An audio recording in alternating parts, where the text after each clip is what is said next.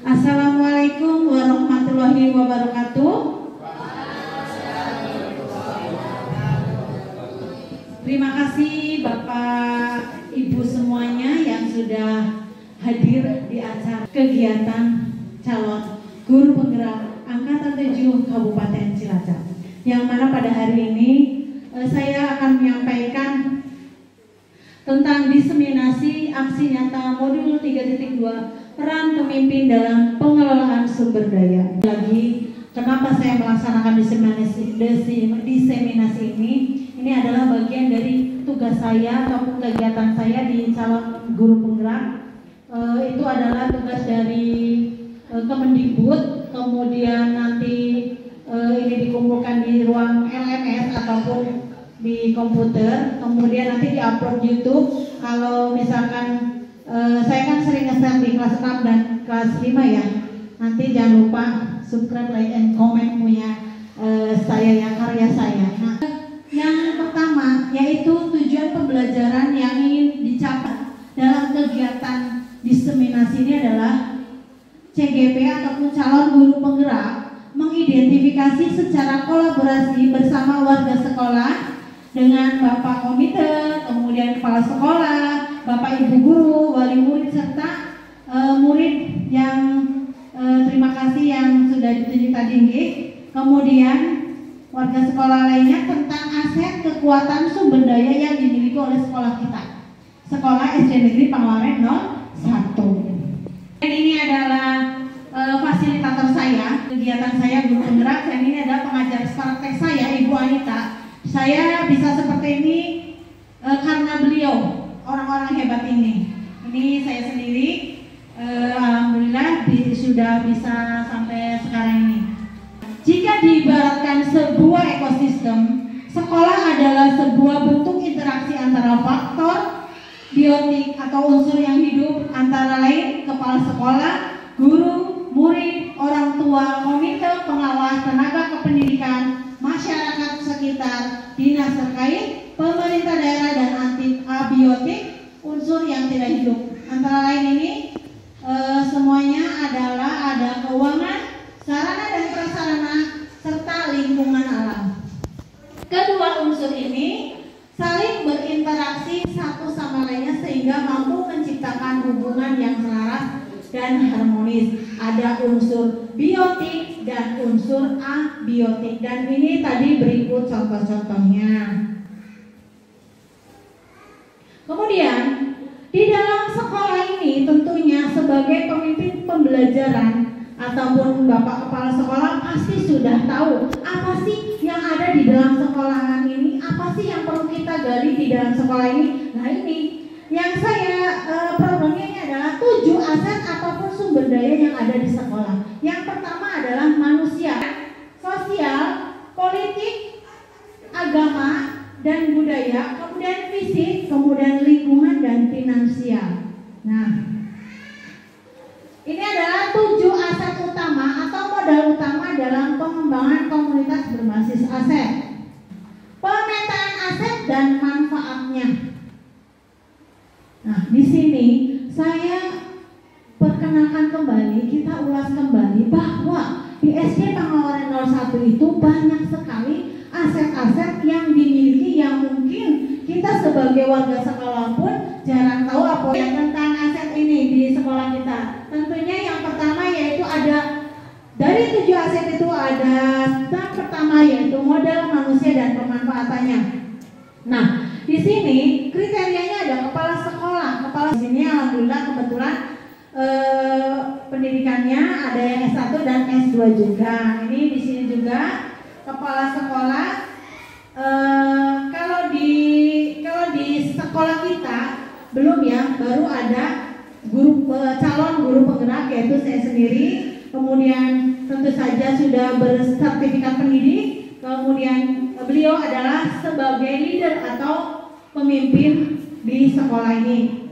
Beliau adalah Bapak Mei Purnomo yang di sini adalah presentasinya adalah 100%, ini sudah memenuhi kriteria. Kemudian 10 tenaga pendidik dan tenaga kependidikan. Nah, di sini pendidikan alhamdulillah untuk SD Pengawaran 01 sudah sarjana semua, yaitu dengan prosentase sarjana, kemudian S21.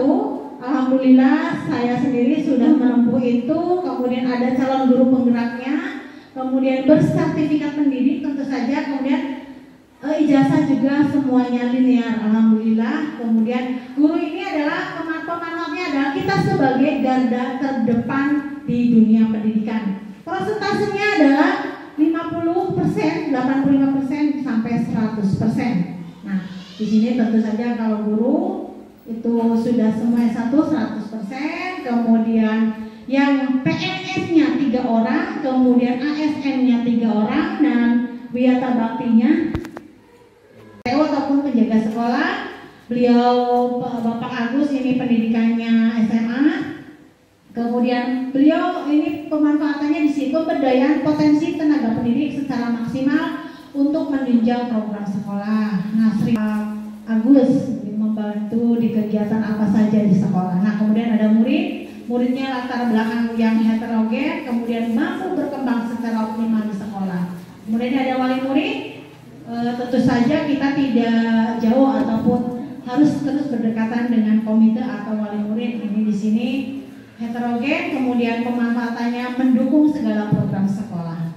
Ini foto-fotonya wajib ditampilkan juga. Alhamdulillah kita kemarin ada juara 2 Kecamatan Karangpucuk yang untuk murid. Ini adalah aset dari sekolah kita yang harus kita gali potensinya, kemudian prestasinya ditingkatkan kembali biar nanti bisa lebih meningkat lagi begitu. Terus ini kerjasama dengan wali murid, alhamdulillah. Mudah-mudahan nanti kedepannya di kelas saya sudah membebaskan untuk kelas yang lainnya untuk bisa mengelola kelas kolaborasi dengan wali murid. Ini nanti saya tampilkan Bu. Terima kasih untuk kelas 5 ya. Terus kemudian ini ada TU. Ini adalah teman-teman calon guru penggerak saya dalam satu kelompok. Ini pengajar prakteknya yang kemarin ada kegiatan lokal kalinya di Kabupaten Cilacap. Yang kedua ini masih di bidang pendidikan ya. Ada pengawas sekolah, tentunya beliau sebagai pengawas lembaga pendidikan atau penyampai informasi. Kemudian ada tokoh masyarakat, berkolaborasi dengan tokoh masyarakat sebagai narasumber, MOU dengan dunia ya, adanya Pak Ustaz itu nanti ada di sini. MOU dengan pihak kepolisian yang nantinya sosialisasi tadi tentang kenakalan anak usia di sekolah dasar. Nah, untuk mengetahui kita sebagai seorang guru bagaimana sih kenakalan anak usia SD dan cara pencegahannya. Kemudian di bidang kesehatan, ini masih di modal manusia ya. Yang pertama ada dokter bidan perawat. Di sini kita juga MOU dengan kesehatan dengan ada acara misalkan bias, kemudian gosok gigi bersama, kemudian pemberian obat cacing dokter kecil itu tentunya juga berkolaborasi dengan guru olahraga ya di sini. Ada bidang TKSK, tenaga kesejahteraan sosial kecamatan. Nah, biasanya ini kita kolaborasi dengan desa, adanya PKH yang ada di lingkungan sekolah. Itu manfaatnya membantu pelaksanaan program sekolah yang kaitannya dengan biaya pendidikan murid. Biasa dibantu dari desa ya Pak Wotong ya, dari desa. Yang kedua yaitu modal sosial dan pemanfaatannya. Ini ada organisasi sosial Badan Permusyawaratan Desa. Tentunya di desa kita juga ada LKMD, Karang Taruna, PKK ya. Ini kebermanfaatannya adanya kerjasama dari lembaga desa dengan sekolah dalam pelaksanaan kegiatan upacara yang pastinya setiap tahun kita juga berkolaborasi dengan desa untuk pelaksanaan ulang tahun kemerdekaan RI. Nah ini juga ada pemberian makanan tambahan anak sekolah dalam rangka perbaikan gizi anak sekolah ya, biasanya ada dari desa ke sekolahan. Yang ketiga, ini adanya modal politik dan pemanfaatannya.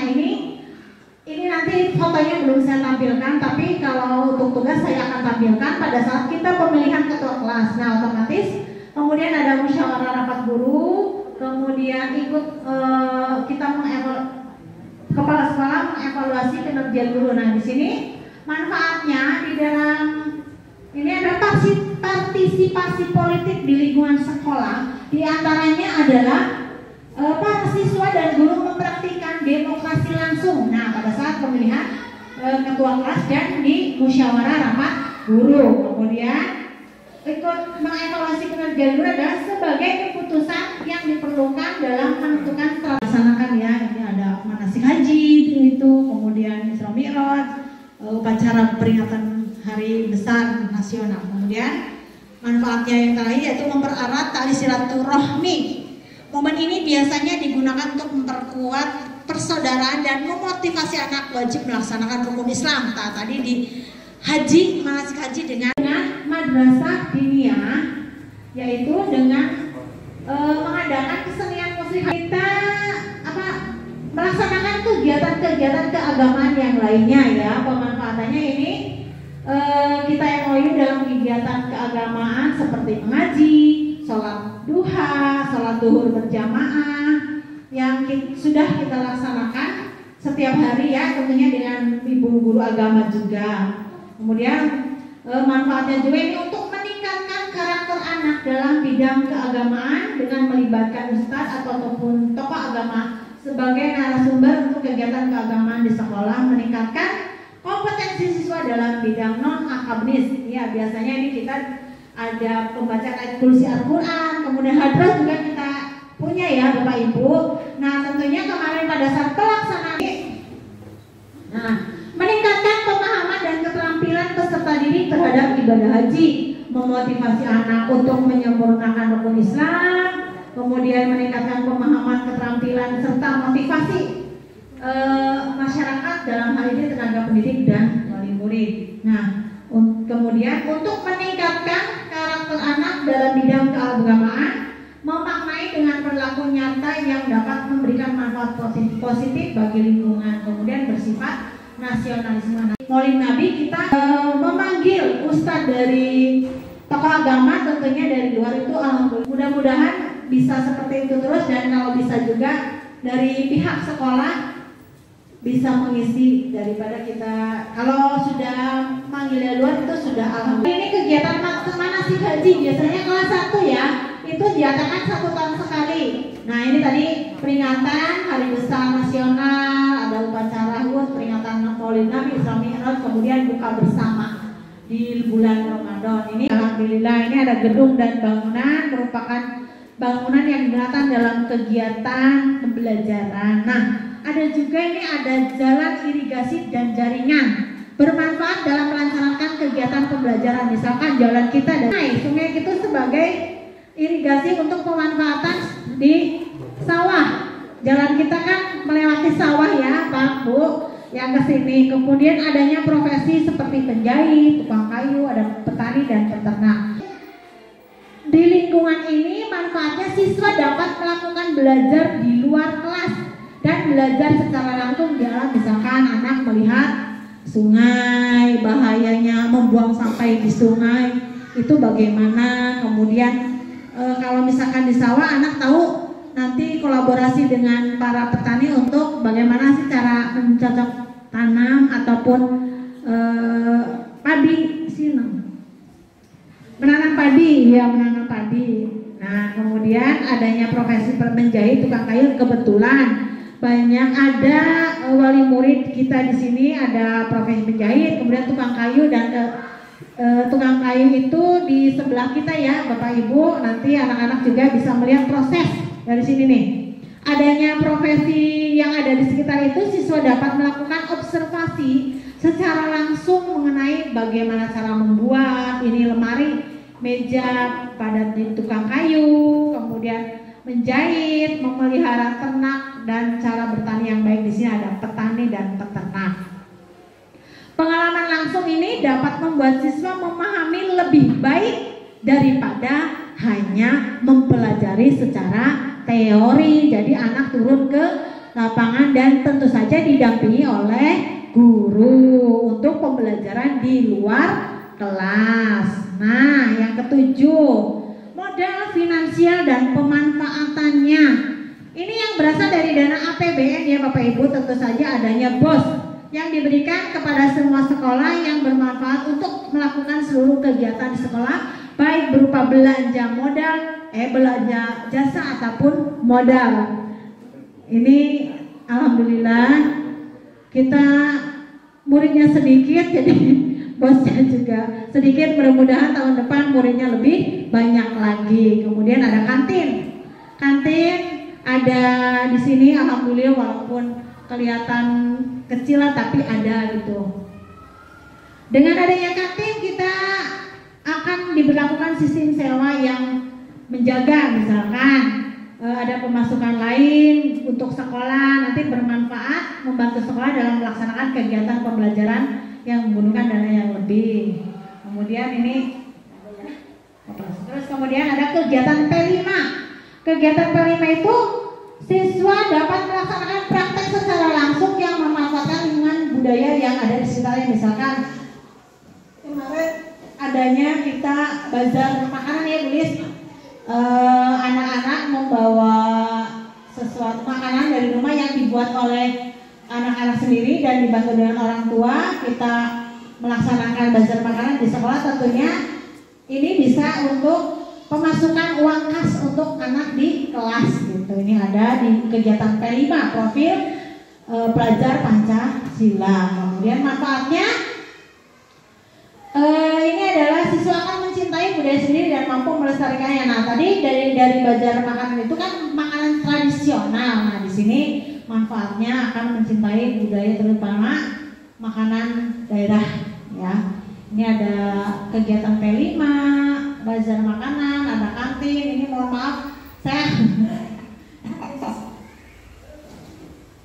kemudian ada kartu Indonesia Pintar. Ini alhamdulillah yang sudah dapat kit itu bisa membantu untuk program ataupun biaya pendidikan anak ya. Sudah ada yang punya ya di sini Pak Ilyas, kit banyak ya. Ya alhamdulillah ini bisa membantu untuk pendidikan. Nah, kesimpulan, ini sudah di ujung di kesimpulannya Bapak Ibu. Kepala sekolah tentunya sebagai seorang pemimpin dan pembuat keputusan di sekolah harus mampu memanfaatkan sumber daya yang dimiliki dan memberdayakan aset yang dimiliki serta membangun keterkaitan dari aset-aset tersebut agar menjadi lebih berdaya guna melalui pendekatan pengembangan komunitas berbasis aset agar berdampak besar terhadap proses pembelajaran murid. Nah, alhamdulillah ini sudah selesai materi kali ini. Terima kasih. Guru Bergerak Indonesia Maju, Merdeka Belajar, bergerak, tergerak, menggerak. Pembahasan dari kami sudah selesai. Nanti dikembalikan lagi pembawa acara untuk umpan balik. Diseminasi selesai sudah, kemudian dilanjutkan yaitu tanya jawab atau umpan balik dari beberapa bapak atau ibu guru. Monggo disilahkan. Anak kelas 5-nya kumpul jadi satu aja. Anak mana? Ini kan kelihatan di sebelah sini. Bismillahirrahmanirrahim. Assalamualaikum warahmatullahi wabarakatuh. Langsung saja pada topik permasalahan. Baru saja kita bersama-sama telah mengikuti pemaparan dari CGP tentang aset yang dapat dimanfaatkan di sekolah. Kalau tidak salah ada 7 tadi telah disampaikan oleh CGP kita. Kami akan bertanya, yaitu 1, apakah adanya sentra pertanian dan kerajinan di sekitar sekolah bisa dijadikan aset sekolah dan bagaimana pemanfaatannya? Itu saja dulu. Mengajukan pertanyaan disilahkan Bapak Ibu. Monggo siapa yang mau bertanya? Monggo Bapak Ilyas disilahkan. Baik, terima kasih. Sebelumnya Assalamualaikum warahmatullahi wabarakatuh.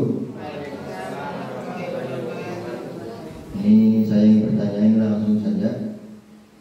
Apakah siswa itu juga menjadi aset bagi sekolah? Itu pertanyaan dari saya. Terima kasih. Terima kasih pada Bapak Ilyas. Kemudian pertanyaan selanjutnya dari saya sendiri, yaitu apakah adanya seniman-seniman di daerah kita bisa menjadi aset bagi sekolah kita? Terima kasih kepada Bapak Ibu yang sudah mengajukan suatu pertanyaan.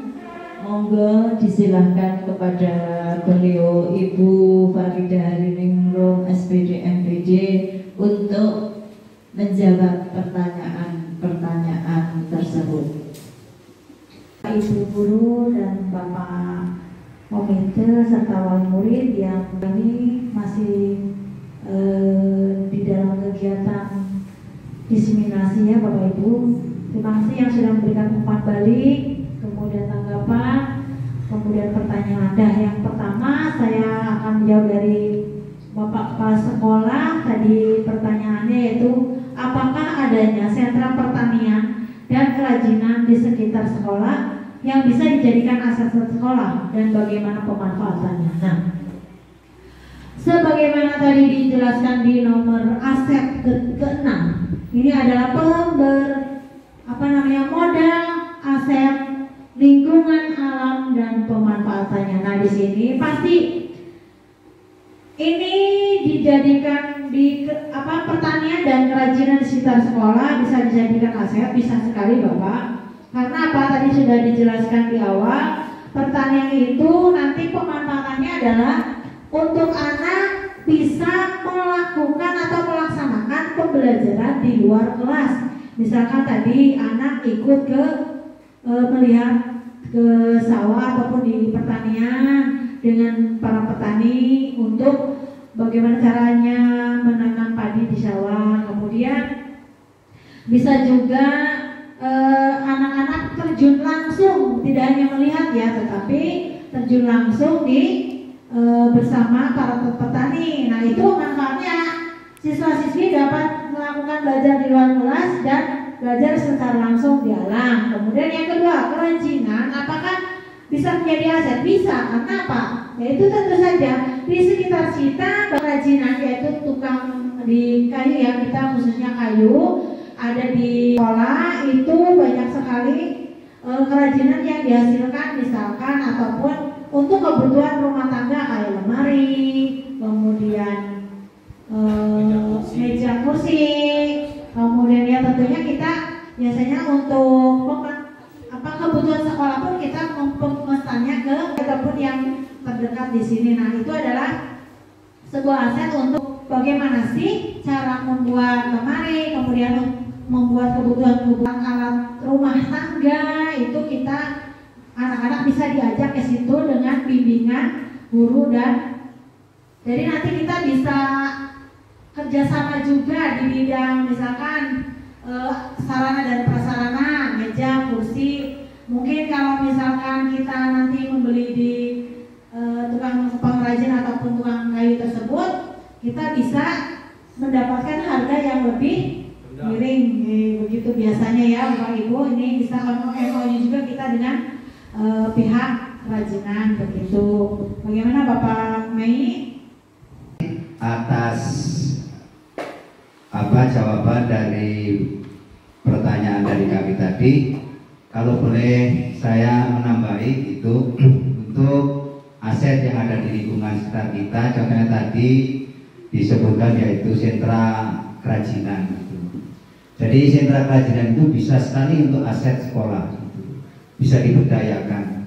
Jadi seorang pendidik itu tidak harus mendidik atau mengajar memberi contoh, tetapi mencari sumber narasumber yang lain nanti bisa menjelaskan narasumber itu. Contohnya di kerajinan, punya di situ sekitar ada anyaman dan sebagainya, anak di bawah sana. Nanti yang menjelaskan adalah mereka yang ahli di dalam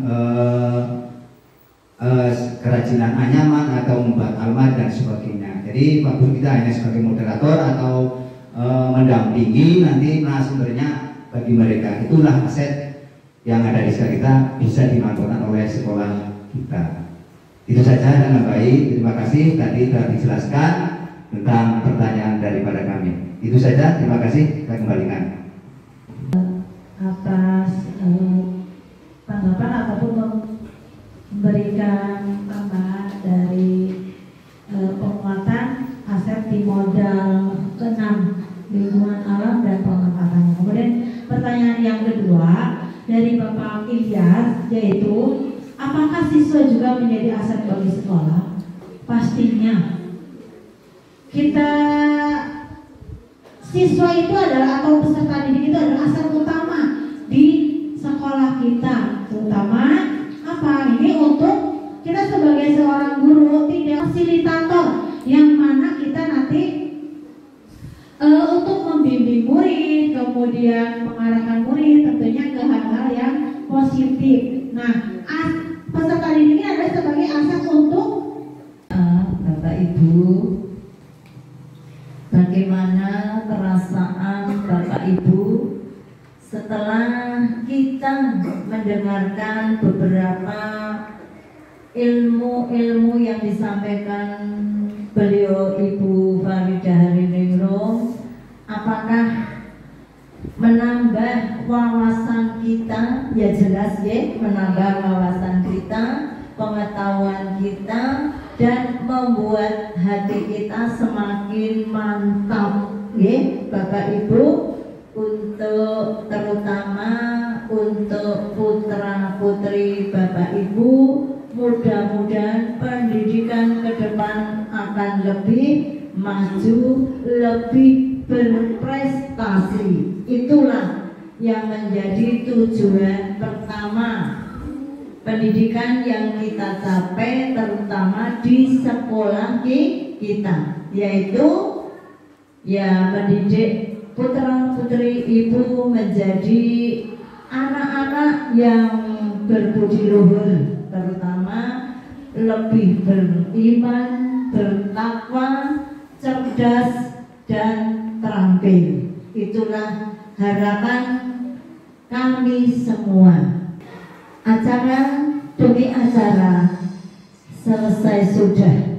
Sebelum acara ini kita tutup, saya sebagai pembawa acara, jelas banyak kekurangannya, kami mohon maaf yang sebesar-besarnya. Marilah acara ini kita tutup bersama dengan bacaan hamdalah. Alhamdulillahirrahmanirrahim. Akhir kali, wassalamualaikum warahmatullahi wabarakatuh. Mohon maaf.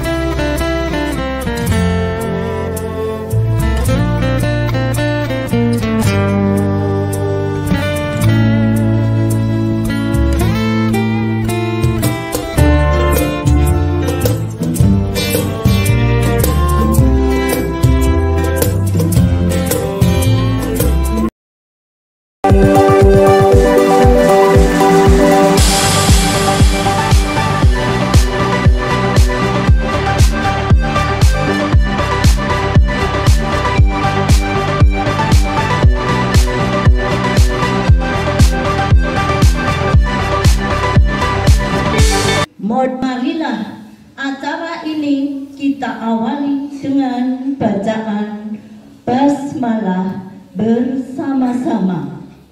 Bismillahirrahmanirrahim. Bismillahirrahmanirrahim.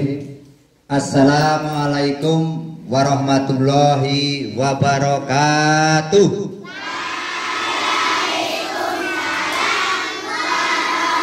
Kegiatan pada pagi hari ini kami selanjutnya mohon maaf kepada semuanya saja apabila kami dalam mempersiapkan segala sesuatunya kurang berkenan ya di wali murid terutama nggih.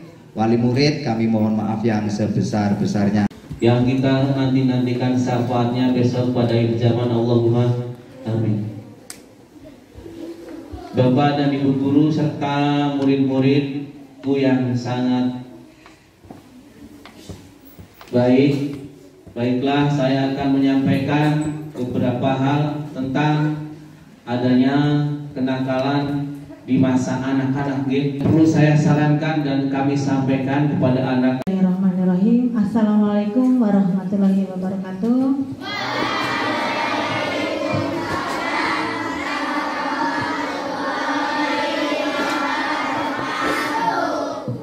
Yang terhormat Bapak Aibtu Wibowo Raharjo selaku Kanit Sabhara Polsek Karangpucung, yang kami hormati Bapak Kepala SD Negeri Pangoren 01, dan yang saya hormati pula Bapak Komite kegiatan diseminasi dari calon guru penggerak yang nantinya setelah penyuluhan dari Bapak Polisi dilanjut oleh saya sendiri, ya nanti diwakili oleh Bapak Komite, wali murid, Bapak Ibu guru, kemudian nanti melaksanakan penyuluhan dan diseminasi. Mudah-mudahan dalam kegiatan ini bisa berjalan lancar, tidak kurang suatu apapun dan selesai sampai waktu yang ditentukan.